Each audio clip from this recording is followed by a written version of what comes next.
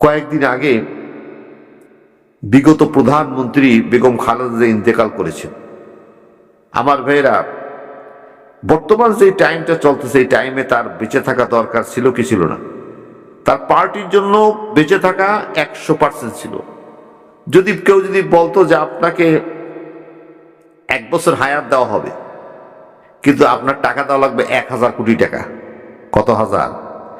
1000 কোটি টাকার দাবি করলো কোন ডাক্তার, লাগলে সারা বাংলাদেশ খয়রাত করিয়ে চাইয়াও 1000 টাকা দিয়া হলো তাকে 1 বছর 2024 সালটা তাকে বাঁচাই রাখার জন্য চেষ্টা করতে কিরা।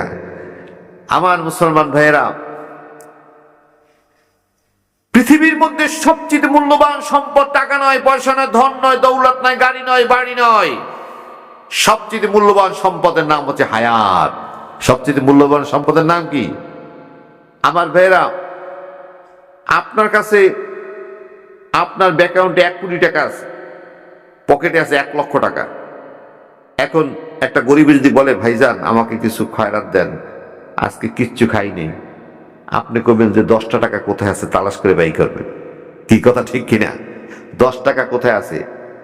আমার ভাইরা, ওই 1000 টাকার বান্ডিলটা একদম প্যান্টের পকেটে, কিন্তু 10 টাকার নোটটা তালাশ করতে থাকবেন, বা 5 টাকা কোথায় আছে। অর্থাৎ এত টাকা থাকার পরও আমরা টাকা গরিবকে, কোনো ব্যক্তিকে বেহুদা দিতে চাই না। কিন্তু আমরা যে কত বড় আহাম্মক, কত বড় বোকা! হায়াত আছে আর মাত্র 1 মাস। আপনি কি জানেন আপনার হায়াত কতটুকু আছে? আপনি জানেন আপনার ব্যাংকের মধ্যে এত টাকা আছে, আপনার ডিপোজিটে এত টাকা আছে, আপনার পকেটে এত টাকা আছে, কিন্তু আপনি জানেন না আপনার হায়াত কতটুকু আছে। এটা না জানার পরও এক জায়গায় বসে মানুষ টিভি দেখতেছে, বিসিআর দেখতেছে, বেহুদা কথা বলতেছে, তাসে আলাপ করতেছে, যার মধ্যে আখিরাতের কোনো উপকার নাই। কি কথা ঠিক কিনা? আসলে আমরা সবচেয়ে বোকা যারা হায়াতের মূল্য দিতে পারে না, যারা সময়ের মূল্য দিতে পারে না।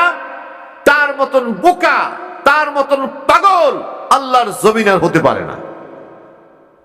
তাই আল্লাহ আসরের কসম দিচ্ছেন, সময়ের কসম দিচ্ছেন, আমি সবচেয়ে তোমার মূল্যবান সম্পদের কসম খেয়ে বলতেছি, সবচেয়ে মূল্যবান সম্পদের কসম খেয়ে বলতেছি, ইন্নাল ইনসানা লাফি খুস।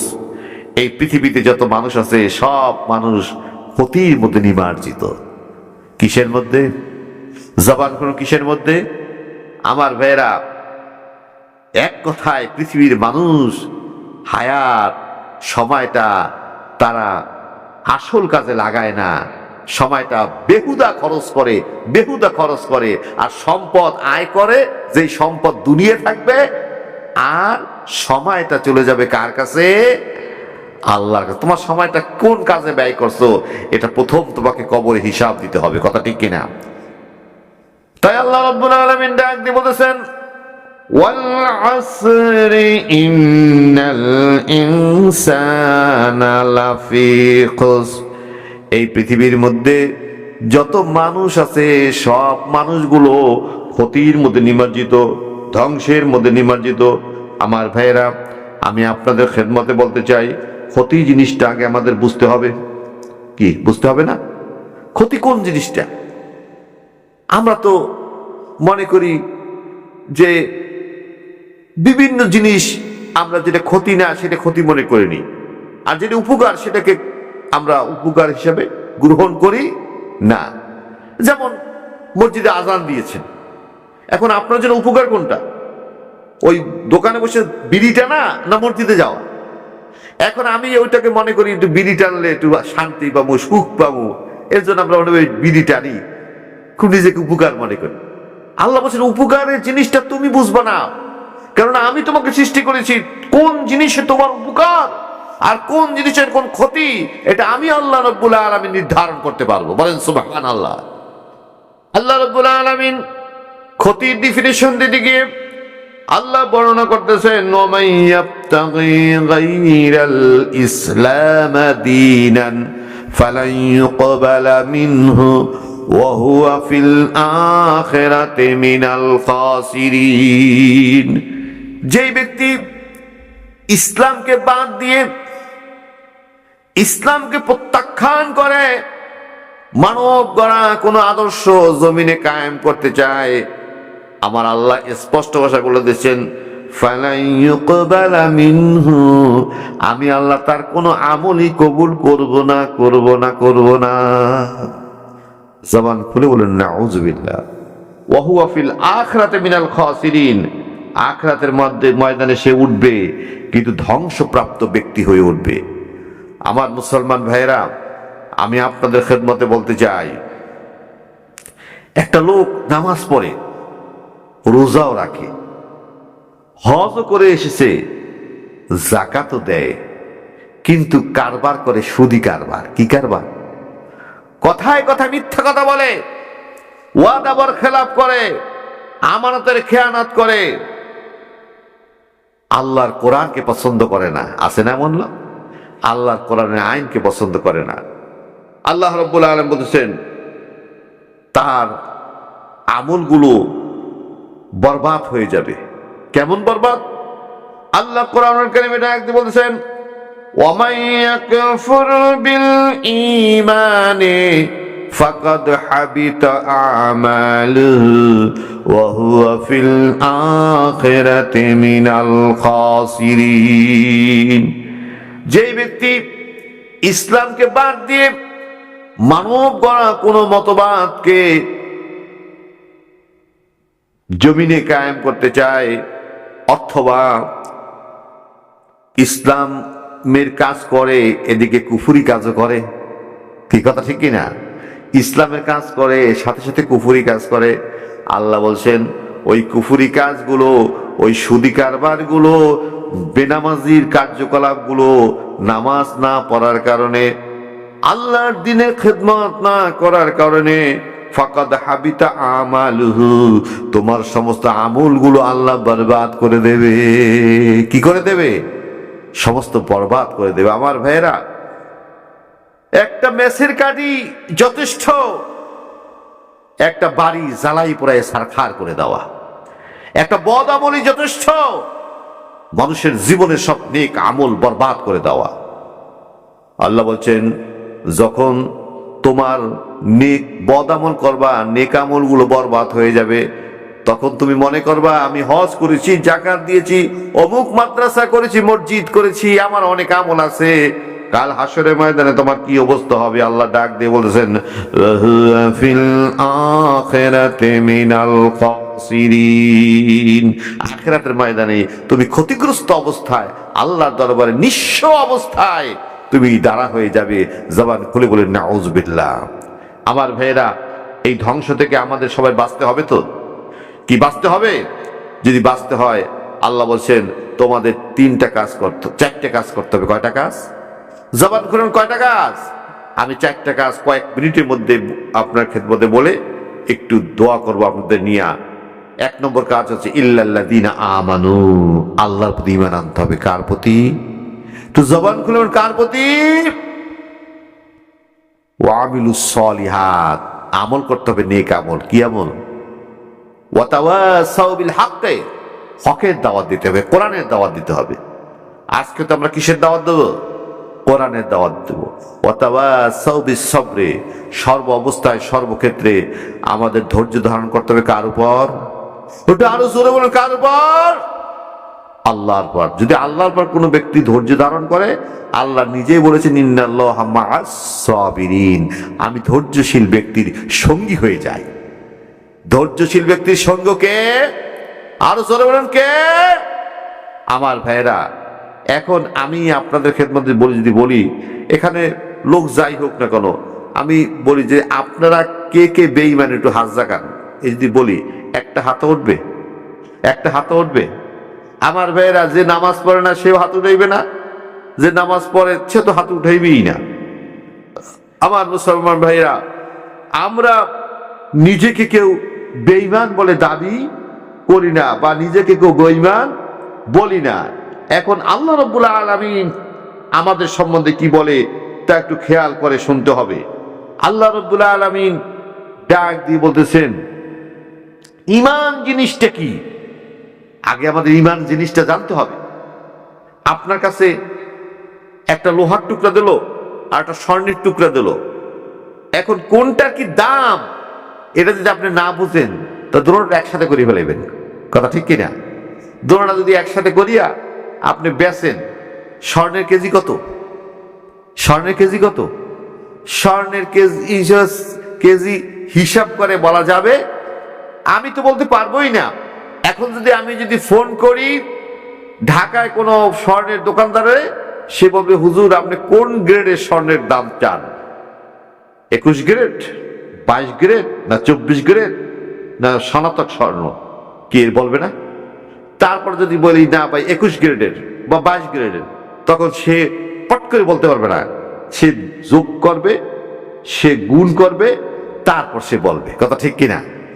আমার ভাইয়েরা, আমি যদি জিজ্ঞাসা করি আপনাদের কাছে, ভাই 1 কেজি লোহার দাম কত?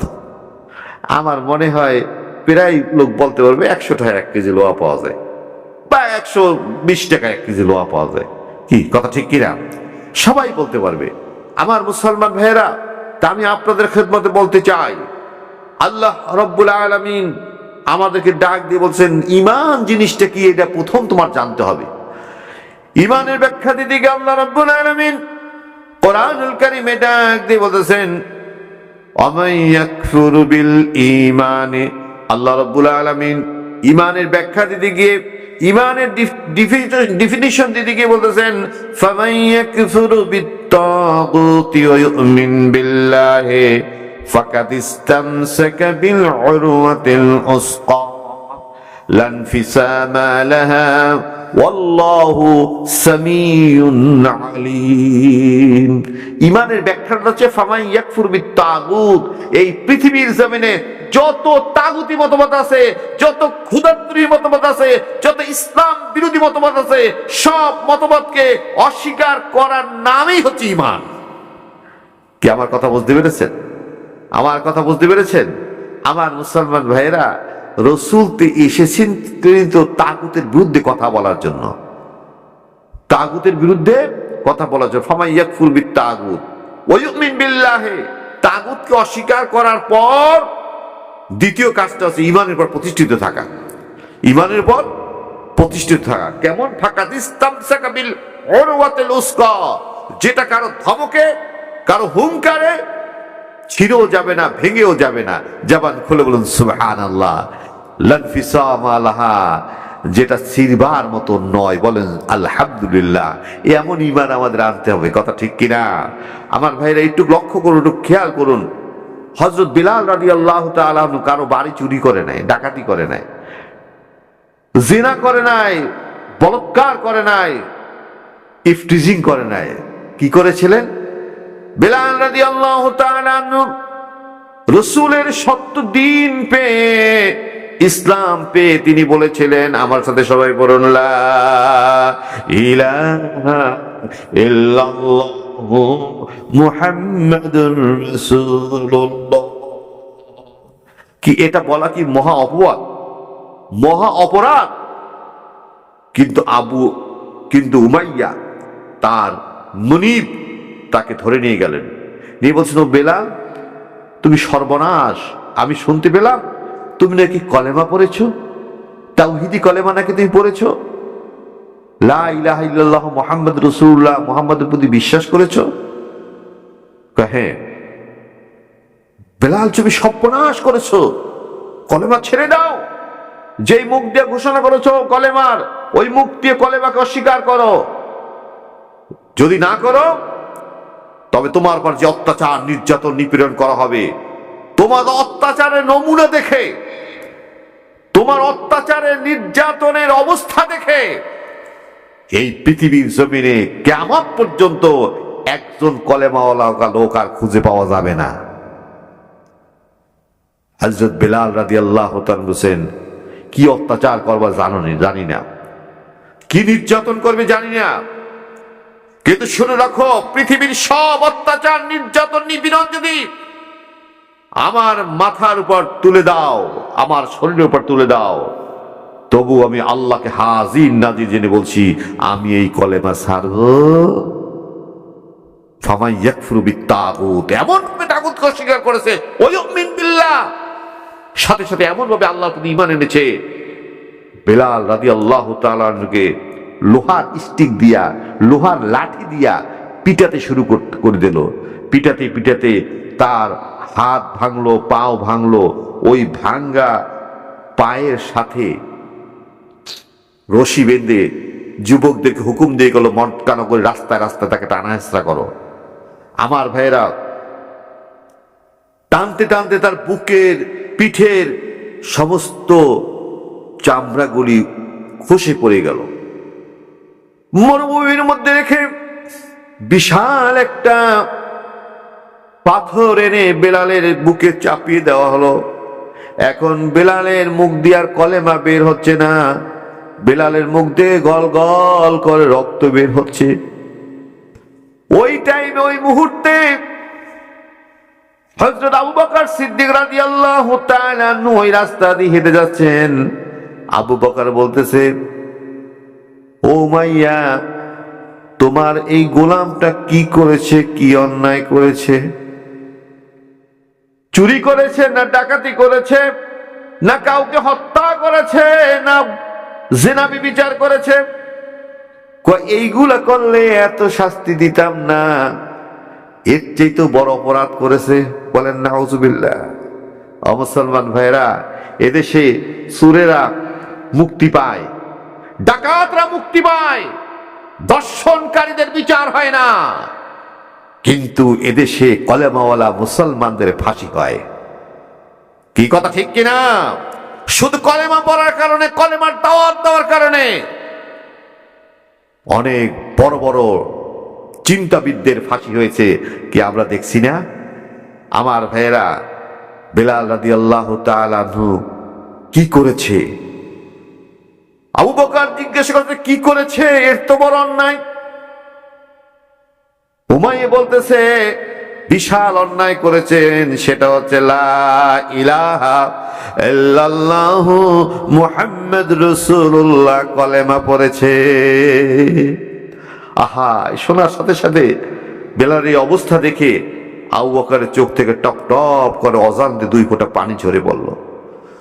আবু বকর বলতেছে, উমাইয়া, তোর গোলামটা তো এখনই মারা যাবে, এখনই তো মারা যাবে। তুই একটা কাজ কর, তোর এই আদমারা গোলামটাকে আমার কাছে বিক্রি করে দে।